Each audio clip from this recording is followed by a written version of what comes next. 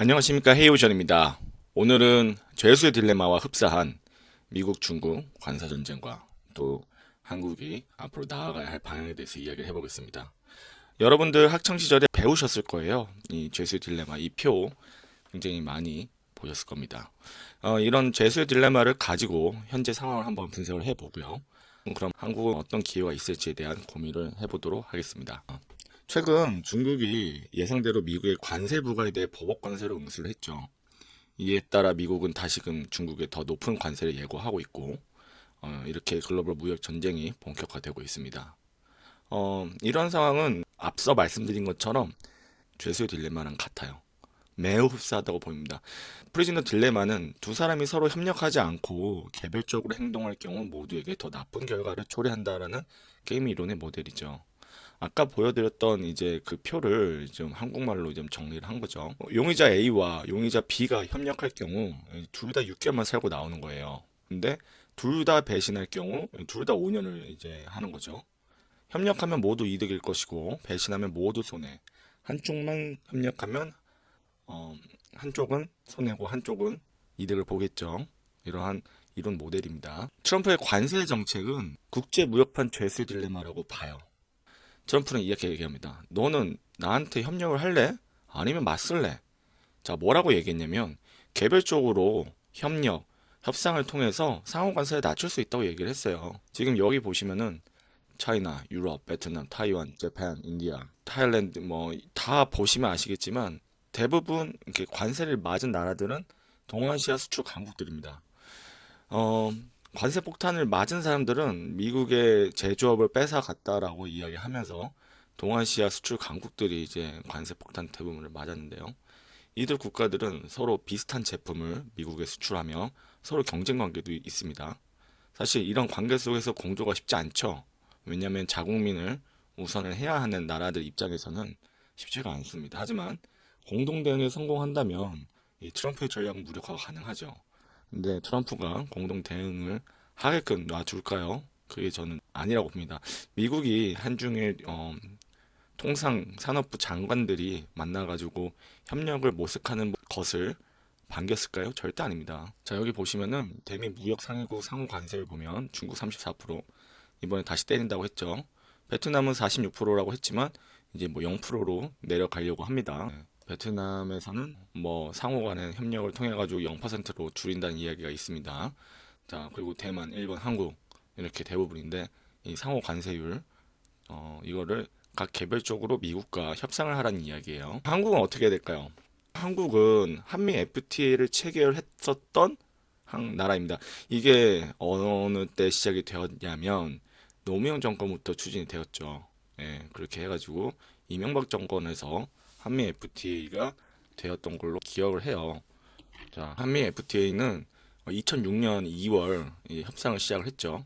그리고 2007년 4월에 협상이 완료됐습니다. 그리고 2012년 2월에 재협상이 이루어졌고 2011년 한국에서 비준되고 미국에서도 비준되고 2012년에 반려가 되었습니다.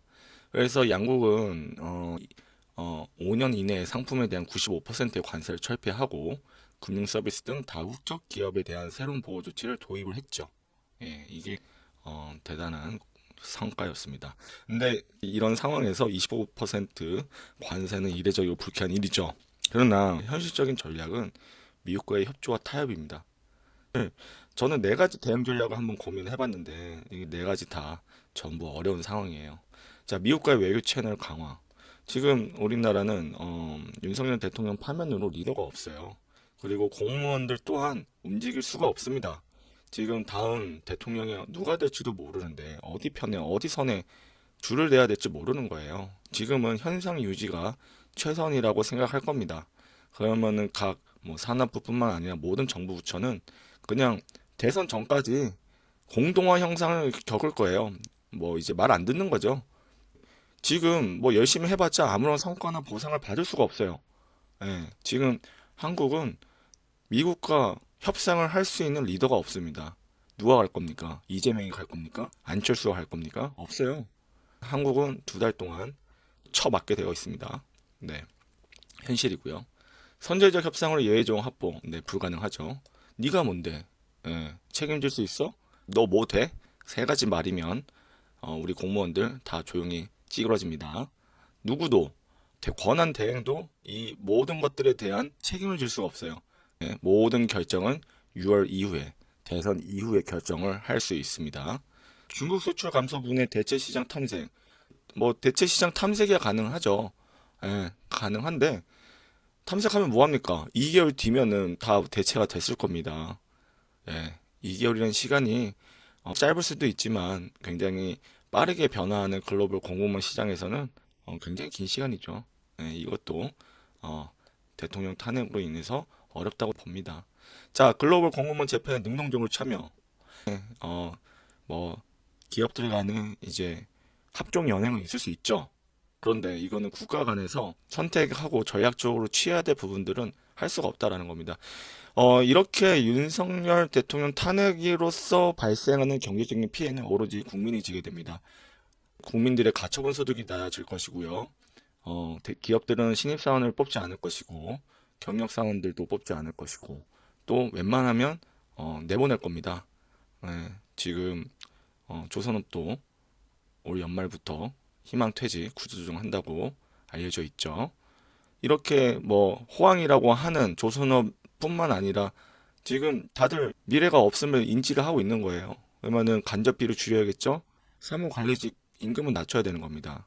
그러면은 조선소에 있는 40대, 50대 사무관리직 분들 다 대상이 되는 거예요.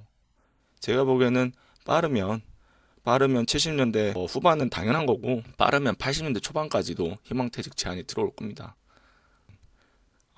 저는 그렇게 생각해요. 한국은 골든 에이지 시간이 지난 것 같아요. 예, 한 2011년부터 15년도 정도까지가 한국의 골든 에이지였다라고 생각을 개인적으로 하고 있습니다. 하지만 그래도 여기서 어떻게 해야겠습니까? 새로운 기회를 만들어야겠죠. 자, 중국이 미국으로 수출하는 물량이 줄면 그 빈자리 누군가는 채워야겠죠. 바로 이 지점에서 저는 한국 기업들의 기회가 열렸다고 생각합니다. 뭐 조선업뿐만 아니라 뭐 반도체, 철강, 뭐 화학, 자동차 부품 다양해요. 신뢰할 수 있는 파트너가 중요한데 신뢰할 수 있는 리더가 한국에 선정이 될지는 미지수입니다. 여러분도 아시다시피 지금 가장 유력한 대선 주자가 이재명 후보이지 않습니까? 예, 이재명 후보는 미국에서 신뢰할 수 있는 파트너라고 생각할까요? 저는 아니라고 생각을 하거든요. 새로운 기회를 맞이할 수는 있지만 민간에서 할 수 있는 부분이 있고 정부 간에 할 수 있는 부분들이 있습니다. 그래서 민간에서는 할 수 있는 기존의 전략들뿐만 아니라 여러 가지 플랜 B, 플랜 C를 가동시킬 준비를 하고 있어야 돼요. 네, 자, 오늘은 탄핵 정국이 마무리되면서 정부의 정책 추진력과 국제 대응 노력이 필요한 시점이 도래했다고 생각을 합니다. 글로벌 공급망 변화, 미국, 중국 무역 전쟁의 격화 속에서 빠르고 유연한 대응이 한국의 미래를 좌우할 것이라고 생각을 해요. 트럼프의 상호 관세 정책은 단순한 무역 분쟁이 아니라 사실 전략 게임이라고 저는 생각합니다. 트럼프는 게임을 하고 있어요. 게임에서는 한국이 게임 제일 잘하지 않습니까? 냉정하고 현명하게 플레이를 해야 됩니다. 자, 우리가 해야 될 건 뭐라고요? 협력과 타협, 국익을 극대화하고 새로운 기회를 선점하는 것. 그것이 지금 할 수 있는 최선의 전략이라는 거죠. 자, 오늘의 영상 좋았다면 구독과 좋아요, 알림 설정 부탁드리겠습니다. 감사합니다.